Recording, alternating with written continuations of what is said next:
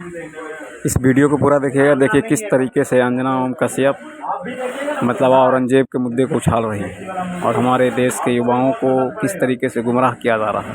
Video को पूरा देखिएगा तब समझ में आवेगा भाइयों।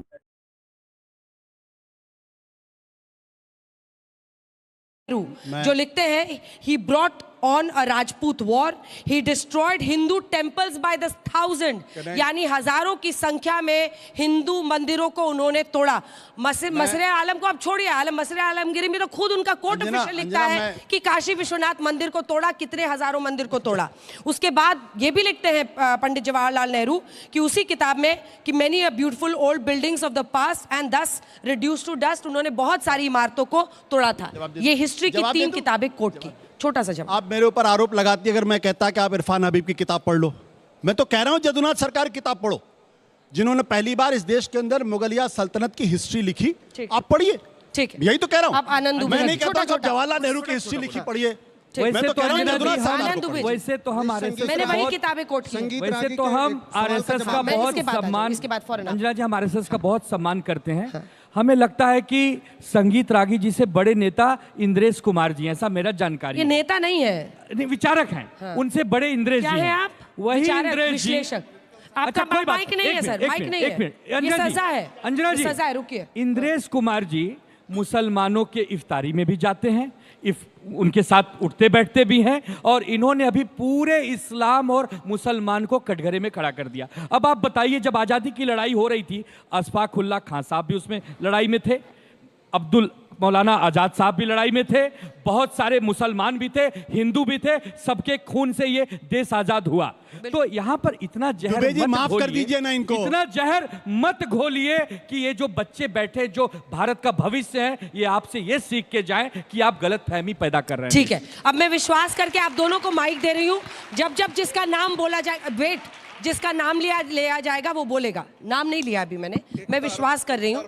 नहीं, मैं आपसे जवाब लूंगा। नहीं, आप किसी पर एक तरफा आक्रमण यहाँ पर नहीं होगा, सबको बोले। मनोज काका जी बोलिए। जी देखिए, एक तो यह है कि ये संगीत रागी जी एक प्रोफेसर हैं और एक विश्लेषक लिखते हैं। विश्लेषक नहीं है, बल्कि इनको आप भारतीय जनता पार्टी का विशेष प्रवक्ता कह सकते हैं। ये विशेष प्रवक्ता है, चूंकि इन्होंने इतना बड़ा झूठ बोला। आज तो जमाना चैट जीपीटी का है, आज तो जमाना डीपस्टेक का है। मैंने चैट जीपीटी से पूछा, और अंजना जी मैंने पहले ही बता दिया है, मैंने पहले ही बता दिया। 6th मुगल एम्परर इस्लाम के जो छठे जो खलीफा थे, उनका नाम यजीद इब्न मुआविया था। वो कहीं नहीं थे खलीफा औरंगजेब। तो ये सब लोग, ये सब नौजवान पूछ लेंगे, जान लेंगे। तो इतना झूठ बोलने की आपको क्या जरूरत पड़ती है? मैंने माना आप पर एक लाइन में एक कविता, एक छोटी सी दो लाइन कह देता हूँ कि सामने वाले को हल्का जान के भारी हो आप, सामने वाले को हल्का जान के भारी हो आप, और आपकी मयार देखी है कितने मयारी हो आप। उफ तलक करते नहीं जिल्ले इलाही के खिलाफ। अब जिले इलाही कौन है? मोदी जी और योगी जी। उफ तलक करते नहीं जिले इलाही के खिलाफ, और आपको दरबार की आदत है, दरबारी हो आप। जो उफ जिले इलाही नहीं के खिलाफ, औरंगजेब के खिलाफ अबू आजमी नहीं कर रहे हैं, ये नहीं समझ आ रहा है। मैंने हजार बार को आप लोग जिले इलाही क्यों बना रहे हैं? अधिकृत प्रवक्ता होने के नाते बार बार कह रहा हूं कि हमारे मुल्क का, हमारे लोगों का, नौजवानों का, इस देश का नायक कभी भी औरंगजेब नहीं है। इस देश के नायक बहादुर शाह जफर है।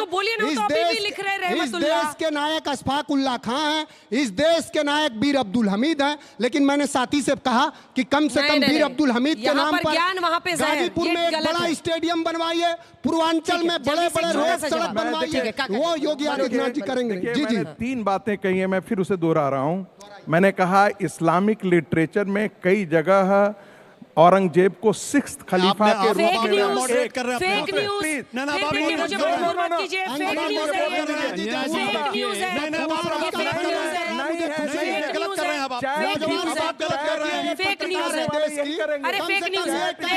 सर्टिफिकेट मत दीजिए, सर्टिफिकेट मत दीजिए। आप लोगों को ठिकाना नहीं है, इधर से उधर गुलाटी मारने वाले लोग हैं आप लोग। लेकिन फेक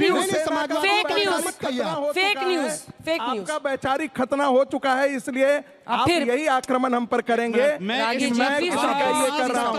गौरव जी, आपके संस्कार ये बताते हैं कि आप आरएसएस से नहीं हैं। अच्छा दुबे जी, कहा जाता है, एक देहात की कहावत है, बुड़ल बुड़ल भैंसिया पानी में। कल जाकर के उद्धव ठाकरे अपने पिता को भी गाली देंगे।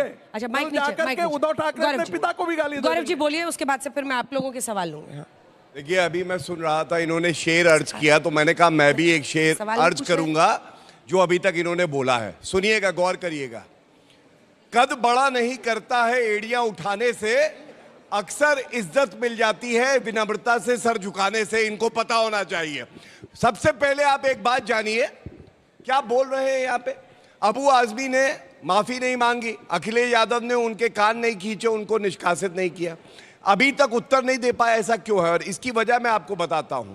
ये कह रहे थे ये विशेष प्रवक्ता है भाजपा के, इनकी अभिव्यक्ति की आजादी नहीं है भाई। नहीं, एक मिनट, इनके अब मैं आपको दिखाता हूं ये किसके विशेष प्रवक्ता है। भागवत, माफ करना एक मिनट प्लीज। ये देखिए, समाजवादी पार्टी का मैनिफेस्टो है। आतंकी की जगह कहां होगी देश में? जेल की सलाखों पे। पर समाजवादी पार्टी कहती है मुसलमान को प्रताड़ित किया जा रहा है, आतंकी जो है वो है नहीं, उसको हम जेल की सलाखों से पीछे से निकाल के बाहर ले आएंगे। ये देखिए है कि नहीं? जात होती अब आप मुझे बताइए। आतंकी तो हर जात में है। अभी कानपुर में आईटी का एक छात्र पाकिस्तान के लिए खुफिया का काम कर रहा था। बीच में मनोज काका जी प्लीज, देखिए आपके बीच में उन्होंने नहीं बोला। This is not fair sir. No please sir, नहीं प्लीज, इसको सड़क का एकदम लड़ाई झगड़ा मत बताइए। 3-4 सवाल भी लेने मुझे जल्दी। तो ये मैंने आपको इसलिए बताया, अफजल गुरु को अगर फांसी होती है तो ये कहते हैं न्यायिक हत्या है, अगर रोहिंग्या को बाहर फेंको तो कहते हैं कि हमारे भाई हैं। और अभी मौलाना साहब कह रहे थे हमारा सर सिर्फ अपने खुदा के सामने झुकता है। मैं डंके की चोट पे कहता हूं, भारतीय हूं, सर झुकेगा तो तिरंगे के सामने झुकना चाहिए, हिंदुस्तान के सामने झुकना चाहिए। आपका खुदा खुदा है, लेकिन हमें जो धागा जोड़ता है वो हमें पढ़नी चाहिए। हमें हिंदुस्तान का नागरिक होने का धागा जोड़ता है। वर्कर साहब ने क्या लिखा? खुदा है, हमारी शान है, खुदा हमारा खुदा है। अकबर और बाबर ने भी तोड़वाए थे। क्या मौलाना साहब? सुनिए इनका सवाल तो सुनिए। इतना अच्छा सवाल मैंने बहुत दिनों से नहीं सुना है। Please please. सर आप औरंगजेब के ही पीछे क्यों पड़े हैं? अकबर और बाबर ने भी तो लाखों मंदिर तोड़वाए थे। सर आप क्यों पड़े? एक के ही पीछे क्यों पड़े हैं आप? तीनों के पीछे। आपने जो बात कही, मैं अपनी बहन को एक बात जरूर कहूंगा। आप कह रहे हो औरंगजेब के पीछे पड़े हैं। पहली बात, औरंगजेब हमारे आगे हो नहीं सकता है। औरंगजेब और पूरे मुगलों को उखाड़ फेंकेंगे भारत से, याद रखना। औरंगजेब रोड जब मोदी जी प्रधानमंत्री बने, औरंगजेब रोड हुआ करती थी मेरी बहन, आज उसका नाम है डॉक्टर APJ अब्दुल कलाम की रोड। और ये हमारे लिए गर्व की बात है। हमारे हीरो कौन है ये हम तय करेंगे। जल्दी, मुझे रोजा का टाइम हो रहा है, बस एक बात कह दूं, चूंकि 2 भाषण इन्होंने तीसरी मर्तबा में बोला। पहला तो लोकसभा वाला था और जो दूसरा भाषण है वो BMC के चुनाव वाला है। भाजपा से आप सिर्फ लफाजी सुन सकते हैं, बयानबाजी सुन सकते हैं। बांग्लादेशी एंगल मिल रहा है नागपुर में, सेंट्रल में तुम्हारी सरकार, महाराष्ट्र में तुम्हारी सरकार इस पर नहीं पहुंच पा रहे। उखाड़ के फेंक देंगे मुगलों को। अरे फेंको ना, किसने रोका? लेकिन खाली भाषण से काम चलाएंगे। सुनिए, अभी देखिए अंजना जी, एक बात बताऊं, आपको याद दिलाता हूं। जब बुलडोजर चलता है तो सबसे ज्यादा दर्द इनको होता है। कहते हैं इलू इलू मेरे भाई पे हाथ ना लगाना, चाहे वो दंगाई हो चाहे आतंकवादी हो। और अभी आशुतोष भाई ने एक बात कही, उन्होंने कहा कानून क्यों नहीं ले आते हैं। एक बात बताओ, हम क्यों अपने हाथ गंदे करेंगे कब्र को खोद के तोड़ के, जब सेक्शन 35 है एंशिएंट मॉन्यूमेंट एक्ट का, हम अगर उसको मॉन्यूमेंट ही हटा देंगे कि भारत के लिए विशेष दर्जा नहीं रखता, प्रॉपर्टी हो जाएगी, उस पे ड्यूअल ओनरशिप है। उसमें भी बता दूं आपको, उसमें भी बता दूं, वक्त की प्रॉपर्टी हो चाहे वो सेक्शन 35 हो, दोनों न्यायिक प्रक्रिया है। हम सुनिश्चित करेंगे कानून नहीं है क्या? मेरा सवाल आप सभी से है, छावा मूवी हिंदू और मुस्लिमों के बीच हिंसा भड़काने का काम कर रही है। ठीक है, बिल्कुल कर रही है। मेरा बिल्कुल सवाल नहीं, विपक्ष से है। बिल्कुल नहीं। औरंगजेब ने हिंदुओं का कत्लेआम किया, क्या आप उन्हें अपना राजा मानते हैं? नहीं मानते। इसका जवाब एक लाइन का जवाब, एक लाइन पहले का, तो जल्दी से। बच्चे ने पूछा कि जल्दी। छावा मूवी जल्दी, हिंसा जल्दी, फैलाने का टाइम काम खत्म कर हो रही है। मेरे बच्चे बिल्कुल नहीं, उस फिल्म में सच्चाई दिखाई है, बहुत तुम भी अच्छा। जाकर देखो, हमने भी देखा आपके है सवाल का कैसे जवाब। हमारा मौलाना साहब, इतिहास रहा, ठीक, वो उसमें अरे प्लीज सटीक प्लीज दिखाया। सर, टाइम खत्म हो गया। मैं मुगलों को सिर्फ एक राजा जो शासन करते रहे वो मानता हूं, वो इस्लामी स्कॉलर न हमारा पेशवा। और अबू आसिम आजमी ने कहा कि मैं नहीं जानता, लेकिन आक्रांता नहीं अगर मानते। हिंदुस्तान की किसी दरगाह ने, किसी खानकाह ने अगर कोई बयान दिया हो तो वो हम मजहबी बयान मानेंगे, किसी नेता का बयान हम नहीं हमारे मानेंगे। नायक बीर अब्दुल हमीद हैं, अशफाकुल्ला खां हैं, डॉक्टर कलाम साहब हैं, लेकिन औरंगजेब का आड़ लेकर के अगर नौजवानों, किसानों और इस देश ठीक के है, आशुतोष। बहुजनों से कोई खेल कर रहा है, उनके वो हाथों गलत को है। लूट जल्दी, रहा है, तो जल्दी, भारतीय जल्दी। जनता देखिए पार्टी मुझे लगता है कि वो भाजपा को बुनियादी नीतीश राणे सवाल से नहीं लेना चाहते। भाजपा को नीतीश राणे से बात करनी चाहिए हाँ। और उनको पार्टी से निकाल देना चाहिए, क्योंकि हाथ गंदे कर रहे हैं वो। ठीक है, संगीत जी। देखिए, टेलीविजन पर बैठ करके ये कहने में कि बहुत कुछ नहीं जाता है कि हमारा कोई लेना देना नहीं है, अंतरात्मा में ठीक। औरंगजेब के साथ ही भारत का गौरव जी। मुसलमान खड़ा है। गौरव जी जल्दी। कैसे भारत